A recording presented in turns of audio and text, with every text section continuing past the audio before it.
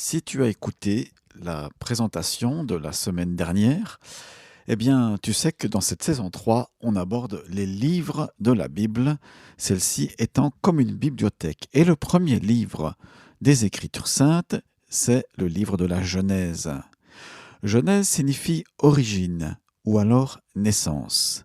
Eh bien, ce livre, en effet, raconte les origines des cieux et de la terre, de la lumière et des ténèbres, et de toute la création matérielle, végétale et animale, les origines aussi du péché, c'est-à-dire du mal, et du salut, de la civilisation, du mariage, des activités humaines. La tradition juive est unanime pour attribuer ce livre à Moïse. Il est en effet l'auteur. Le verset clé que je veux vous laisser, que je veux te laisser, c'est simplement le premier verset du premier chapitre où il est dit au commencement, Dieu créa. Dieu est présenté et se présente lui-même comme le créateur de toutes choses dans ce livre, celui qui est à l'origine, à la naissance de ta vie, de ma vie, à l'origine de l'humanité. Si Dieu est créateur et qu'il est à l'origine de notre monde et de notre humanité, de la race humaine, il est dit aussi que nous sommes créés à l'image de Dieu. Dieu est trois personnes en une, et c'est un mystère, ça s'appelle le mystère de la Trinité. Et nous-mêmes, si nous sommes créés à l'image de Dieu, nous sommes également en trois parties.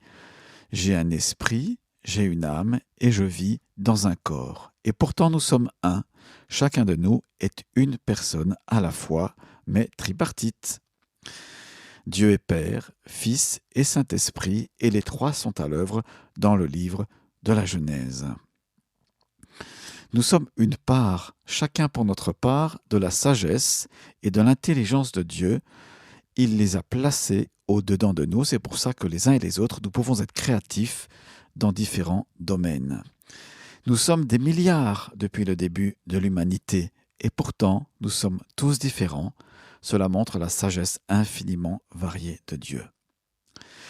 Dans le chapitre 3 et au verset 15, il y a un texte merveilleux. Il annonce la victoire. Lorsque Ève reçoit de la part de Dieu une non-bénédiction, ou une malédiction plutôt, ainsi que le serpent et ainsi que Adam, le serpent ayant tenté Adam et Ève, eh bien Dieu annonce lui-même une victoire. Il est dit pour la femme que celle-ci écrasera le serpent de son talon. J'imagine volontiers une femme avec un talon aiguille qui perce la tête du serpent, d'une vipère, et celui-ci est anéanti. Cela me rappelle que la descendance d'Ève, Jésus, le Fils de Dieu, incarné, est venu afin de détruire toutes les œuvres du diable. Et dans ta vie, dans ma vie, je le proclame.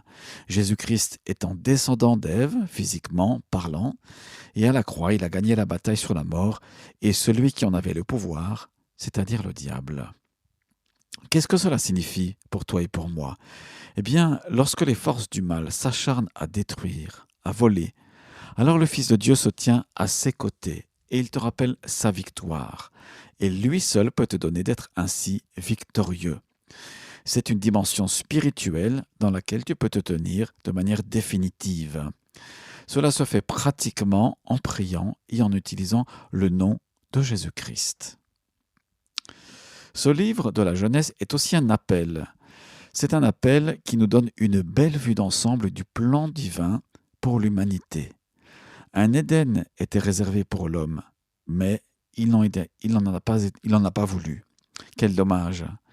Il est possible cependant de recevoir un nouvel Éden, c'est la vie éternelle, en croyant au Fils de Dieu de tout son cœur.